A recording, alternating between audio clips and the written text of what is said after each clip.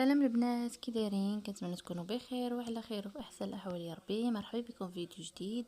اليوم جبت لكم عصير صيفي منعش ولذيذ، فيه الخيار، البنان وسويله، صحي وطبيعي وسهل في التحضير.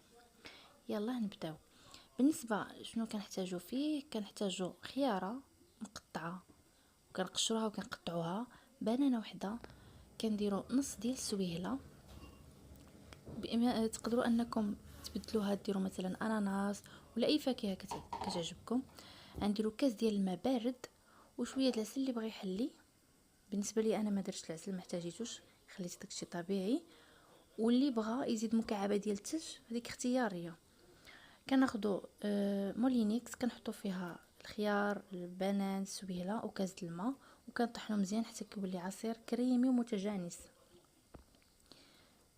الا بغيتي عصير بارد بزاف زيدوا مع شويه ديال الثلج وصافي، هو العصير ديالنا واجد.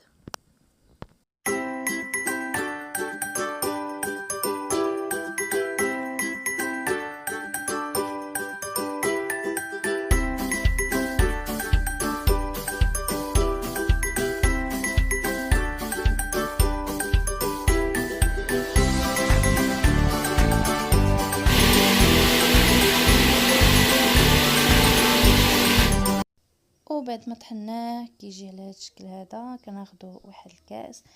حاولت نزينو بشويه ديال السويله، واحد القطع ديالهم زينت بهم الكؤوس اللي غادي نخوي فيهم العصير.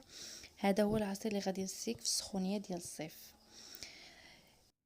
جربوه وشاركوني رايكم، والله يعطيكم الصحه. ما تنسوش ديروا لايك وبارطاجيو مع اصحابكم، ومرحبا في اي كومونتيرات، وبالصحه والراحه. كنتمنى يعجبكم لا فيديو.